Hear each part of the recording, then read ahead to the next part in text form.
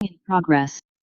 여러분 반갑습니다. 오늘은 하나님의 말씀을 침례자 요한의 제목으로 살펴보도록 하겠습니다. 우리 성경을 읽으신 분들은 침례 요한에 대해서 잘 아실 것입니다. 예수님보다도 6개월 전에 먼저 출생했고 또 예수님께서 공중봉사를 시작하시기 6개월 전부터 활동을 해서 사람들을 그리스도께 이렇게 나아갈 수 있도록 마음의 준비를 시킨 사람이 침례 요한이었습니다. 침례 요한은 구약 성경에 예언된 사람이었습니다. 구약 성경 이 마지막 책 수많은 부분에서 메시아이신 예수님에 대한 예언이 있는데 예수님께서 그분의 활동을 시작하시기 전에 선지자가 나타나서 그의 선구자가 나타나서 예수님의 길을 준비할 것이라고 하는 그와 같은 예언이 있었습니다. 그 예언에 해당된 사람이 바로 침례 요한이었습니다.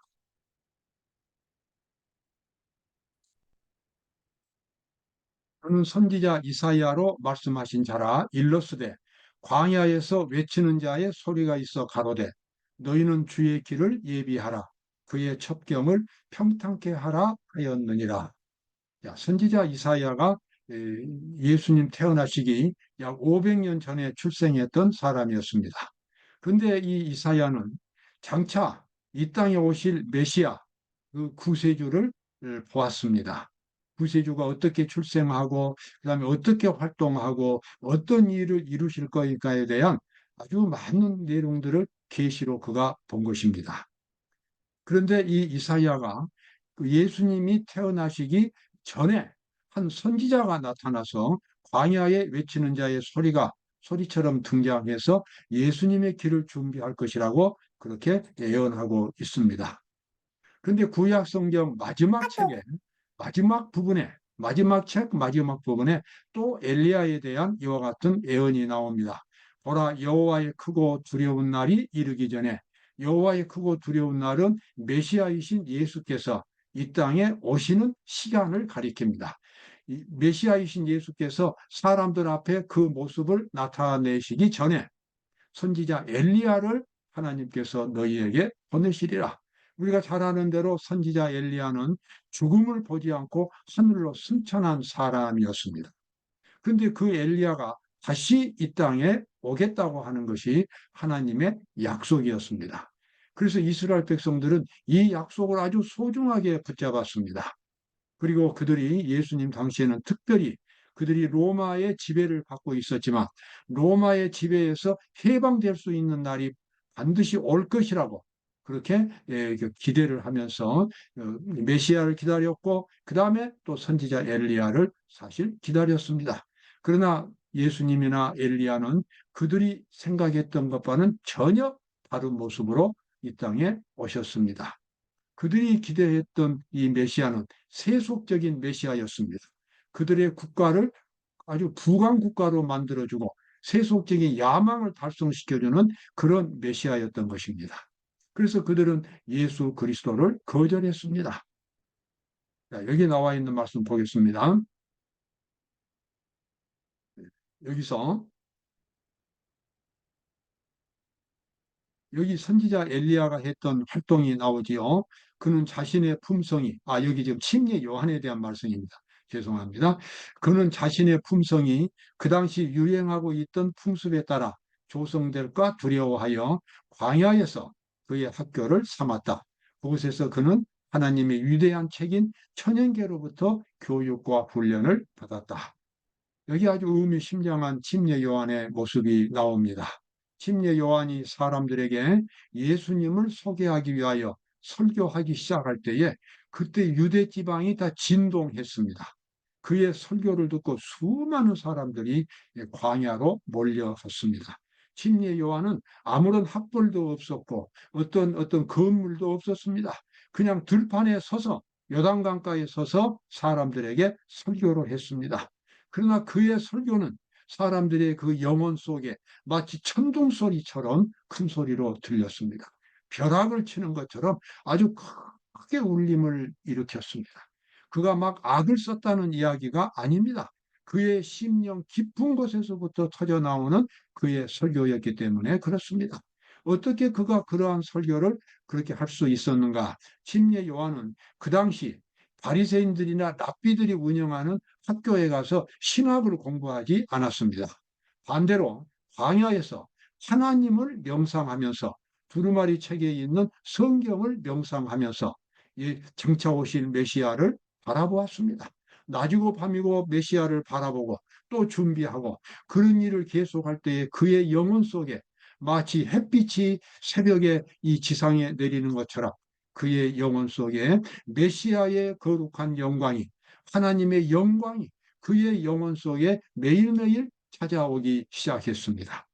그래서 그는 이 육신의 눈으로는 하나님을 못 보았지만 그의 마음의 눈으로 하나님을 바라보았고 이 땅에 오실 메시아이신 예수 그리스도를 바라보았습니다.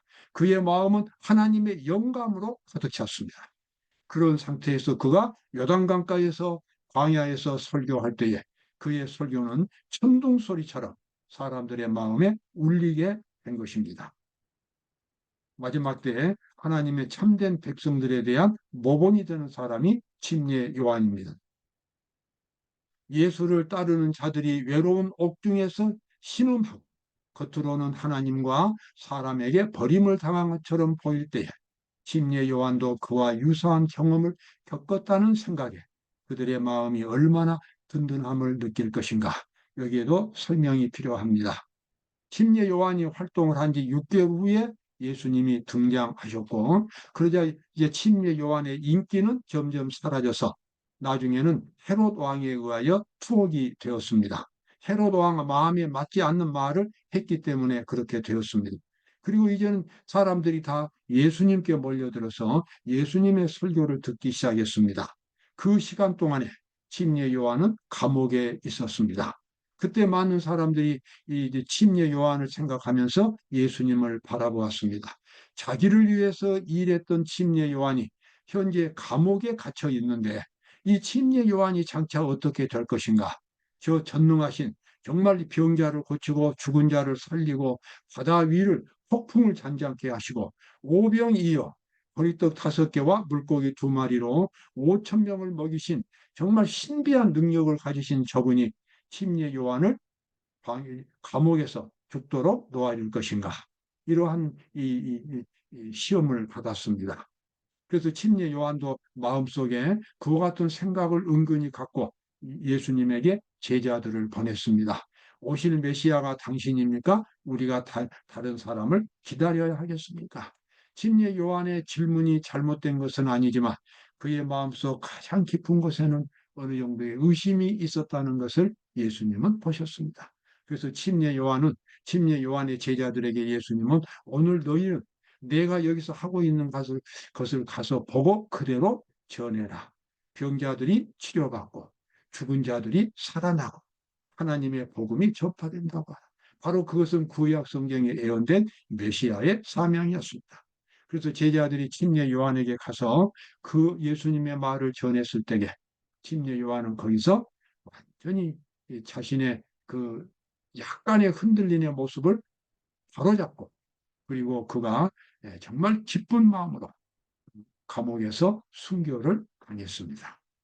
예수님께서는 침례 요한을 구원해 주지 않으셨습니다. 왜냐 그러면은 침례 요한도 장차 예수님처럼 예수님께서 죽으실 것처럼 침례 요한도 순교, 목숨을 바쳐서 그의 사명을 완수해야 하기 때문에 그렇습니다. 그렇게 함으로써 침례 요한은 가장 영광스러운 하늘의 백성이 될 수 있었습니다. 그리고 침례 요한이 갔던 그 순교의 길, 목숨을 바쳐서 진리를 이룩하는 그 길을 예수님도 지금 가고 있었습니다. 예수님은 그래서 갈바리 십자가에서 예수님의 사명을 완성하신 것입니다. 그리고 여기 나와 있는 말씀대로 그 후로 예수님을 믿고 이제 순교당했던 수많은 사람들이 침례 요한을 생각하면서 그리고 예수님을 생각하면서 옥중에서 용기를 얻었다고 하는 것입니다. 오늘 우리도 마찬가지입니다. 과거에 신실하게 살았던 위대한 하나님의 종들이 대부분 다 그들의 신앙을 위하여 목숨을 바친 사람들입니다. 우리도 그렇게 목숨을 바쳐서 하나님께 충성할 수 있습니다. 시대의 소망 225쪽에 나와 있는 말씀이죠. 하늘로 승천한 에녹이나 불병거를 타고 하늘로 승천한 엘리야일지라도 결코 옥중에서 외롭게 죽은 침례 요한보다 더 위대하거나 영예를 많이 받지는 않았다 그랬습니다. 정말 이 죽음을 보지 않고 하늘로 간 에녹이나 불병거를 타고, 여기서 병거는 천사들입니다. 천사들과 함께 하늘로 승천한 엘리야라 할지라도 감옥에서 외롭게 죽은 침례 요한보다 더 영광을 얻은 것은 아니다.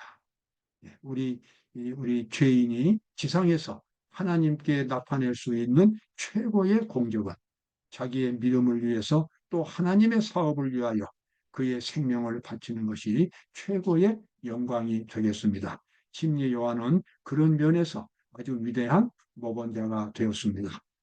침례 요한은 그의 그 사명을 어떻게 준비했는가? 시대의 소망 102쪽에 나와 있는 말씀입니다. 홀로 고요한 밤에 그는 하나님께서 아브라함에게 별과 같이 무수한 자손을 주시겠다고 약속하신 말씀을 읽었다. 모압 산들을 황금색으로 물들이는 여명의 빛은 돋눈의 아침빛 같고 구름 없는 아침 같으실 그리스도를 증거하였다. 침례 요한은 하나님의 말씀을 통해서 하나님을 보았습니다. 천국을 보았습니다. 하나님께서 이 땅에 이루실 영광스러운 구속 사업을 보았습니다. 그리고 침례 요한은 이 땅에서 구원받은 사람들이 하늘에 올라가서 그야말로 인간의 말로는 표현할 수 없는 영생을 누리는 그 영광스러운 모습을 본 것입니다.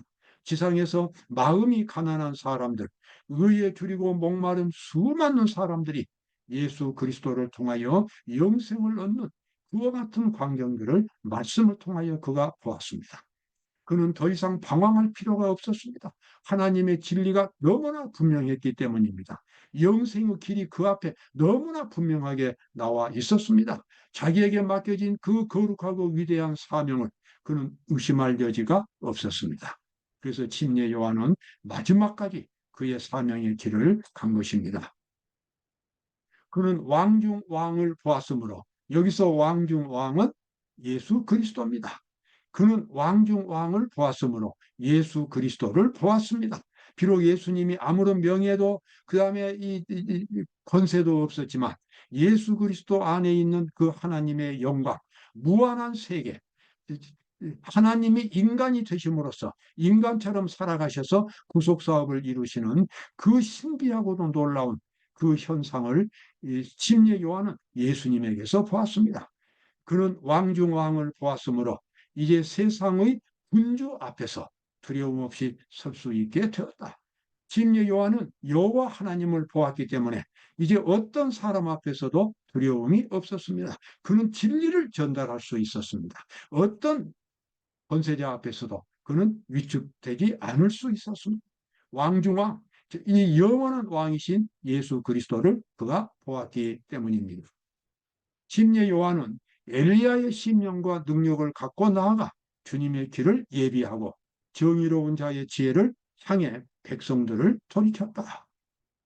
여기 침례 요한은 이제 엘리야의 심령, 구약 성경 마지막에 엘리야가 예언되어 있었지요. 그 엘리야가, 실제로 엘리야가 온다는 것이 아니라 침례 요한이 엘리야의 정신으로 그의 사명을 완수할 것이기 때문에 구약 성경에는 침례 요한을 엘리야로 그렇게 예언한 것입니다. 마지막 때 살아서 승천하고 그 다음에 천국에 갈 마지막 때 우리 재림 신자들도 바로 엘리야에 의해서 표상이 되었습니다. 왜냐하면 재림 신자들은 모두가 다 예수님께서 오실 때까지 살아남아서 구속 사업을 완성할 것이고, 만약에 그 죽은 사람들이 있다면 특별한 부활을 통해서 마지막 때의 부활에서 예수님 오시기 전에 마지막 대투쟁에 참가하고 그리고 나서 예수님을 영접할 수 있게 됩니다. 그래서 이 마지막 때 지금 우리 여러분과 저처럼 재림 신자들에게 엘리야는 아주 적절한 표상적인 인물이 되겠습니다. 엘리야가 율법을 강조하신 것처럼 마지막 때에도 우리 재림 신자들은 하나님의 율법에 대한 진실한 순종을 강조하고 있습니다. 이미 도끼가 나무 뿌리에 놓였으니 좋은 열매 맺지 아니하는 나무마다 지켜 불에 던지우리라. 이것은 침례 요한이 그 당시 군중들에게 한 설교였습니다. 여러분, 이 설교에서 복음이 무엇인지 우리가 이해할 수 있습니다. 도끼가 나무 뿌리에 놓였다는 것입니다. 그래서 이 열매가 없는 나무는 뿌리부터 도끼로 찍어가지고 넘어뜨려 버린다는 것입니다. 침례 요한이 지금 사람들에게 이런 설교를 한 이유는 무엇입니까? 그 당시도 지금처럼 수많은 사람들이 형식적으로 하나님을 믿었습니다. 하나님의 의를 경험하지 못한 채 죄인의 상태에 있으면서 하나님의 백성이라고 자부했습니다. 여러분, 그와 같은 신앙은 거짓 신앙입니다. 과거도 그렇고 지금도 그렇고, 하나님을 믿는다는 것은 하나님의 의를 경험함으로 의로운 사람으로 변화되는 것을 의미합니다. 의로운 사람으로 변화되기 때문에, 믿음으로 변화되기 때문에 하나님의 율법을 지킬 수 있게 되는 것입니다. 그래서 하나님의 의로 변화되기 위해서는 하나님의 말씀 앞에서 진지하게 회개하는 경험이 있어야 합니다. 그런데 수많은 신자들이 회개하기는 싫고 하나님의 백성 되기를 좋아하고, 그렇기 때문에 형식적인 신앙을 하고 있었습니다. 침례 요한이 사람들에게 지금 여기 나와 있는 설교를 그래서 한 것입니다. 이미 도끼가 나무 뿌리에 놓였으니 좋은 열매 맺지 아니하는 나무마다 찍혀 불에 던지우리라. 다시 한번 제가 강조합니다. 하나님을 믿는다고 하는 것은 하나님의 의를 갖고 있는 것이 아니라 하나님의 의를 경험하는 것입니다. 하나님의 의는 하나님의 정신입니다. 하나님의 사랑입니다. 하나님의 품성입니다. 그 품성을 내가 옷처럼 속에 입는 것이 하나님을 믿는 것입니다. 그래서 믿음으로 말미암은 의라고 그렇게 부르는 것입니다. 하나님께서 우리에게 이와 같이 우리의 믿음을 통해서 의를 입혀주신 이유는 우리가 하나님의 율법에 순종하는 사람이 될 수 있도록 하기 위해서입니다. 우리가 그와 같은 이 구원의 길, 복음의 길을 분명하게 이해를 하고 경험해야 하겠습니다. 예수님은 그 사실을 다시 나무로 설명하셨습니다. 좋은 나무가 나쁜 열매를 맺을 수 없고 못된 나무가 아름다운 열매를 맺을 수 없느니라. 아름다운 열매를 맺지 아니한 나무마다 찍혀 불에 던지우느니라. 오늘날 얼마나 많은 그리스도인들이 하나님의 율법을 외면하고 있는지 모릅니다. 오직 믿음으로, 사랑으로 구원받는다고 말합니다.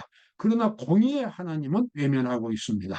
하나님은 모든 죄인들에 대해서 심판을 베푸시고 공의에 의해서 심판을 하시는 겁니다. 하나님과 사탄 사이에 지금 치열하게 전개되고 있는 대쟁투는 바로 공의의 전투, 사랑의 전투입니다. 어떤 죄도 하나님은 용납하시지 않습니다. 구속 사업이 끝나면 이 우주 안에서 죄는 흔적도 없이 사라져야만 합니다. 그러므로 어떤 사람도 죄를 붙들거나 죄를 변명한다면 그 사람은 하나님의 심판에 의하여 멸망될 수밖에 없습니다. 그러므로 우리는 천국을 원하고 영생을 바라본다면 우리 스스로 죄에 대하여 깊이 회개해야 합니다. 철저하게 회개해야 합니다. 하나님의 말씀으로 돌아가야 합니다. 하나님의 말씀을 완전히 순종하기 위하여 하나님 앞에 헌신해야 합니다. 왜냐하면 우리에게서 어떠한 죄의 흔적도 있어서는 안 되기 때문에 그렇습니다. 그래서 예수님은 이렇게 나무를 설명하셨어요. 좋은 나무가 나쁜 열매를 맺을 수 없고 못된 나무가 아름다운 열매를 맺을 수 없느니라. 아름다운 열매를 맺지 아니하는 나무마다 찍혀 불에 던져지느니라. 하나님의 심판을 여기서 예수님은 암시하셨습니다. 침례 요한에 대한 말씀이 또 나오죠. 교회령 3권입니다. 그는 그리스도를 두 번째 나타나심을 위해 길을 예비하고자 백성들 앞에 제시해야 할 신성한 진리를 하나님께로부터 위임받은 이 말세에 살고 있는 이들을 대표하였다. 재림 신자들입니다. 안식일 교인들입니다. 침례 요한은 예수님의 첫 번째 오심을 위해서 그 길을 준비했는데, 이제 재림 신자들은 예수님의 두 번째 오심을 위하여 준비하는 사람들입니다. 우리도 침례 요한처럼 하나님을 바라보고 그리고 예수님께 마음을 들임으로 마음속 깊은 곳에서부터 하나님의 의를 경험하는 그 같은 경험을 반드시 가져야 합니다. 그래야만 우리는 마지막 때 이 세상을 향하여 침례 요한처럼 큰 외침으로 세천사 기별을 외칠 수 있습니다. 그리고 구속 사업이 완성이 될 것입니다. 침례 요한의 경험은 오늘 우리 재림 신자들의 경험이 되어야 합니다. 하나님을 개인적으로 만나야 하고 진실하게 만나야 합니다. 열정적으로 만나야 합니다. 완전히 헌신해야 합니다. 그렇게 함으로써 그리스도의 의를 옷을 입은 사람들이 되어야만 침례 요한처럼 마지막 때에 하나님의 마지막 기별을 전파할 수 있겠습니다. 오늘도 기쁨이 넘치는 하루가 되시기를 바랍니다. 감사합니다.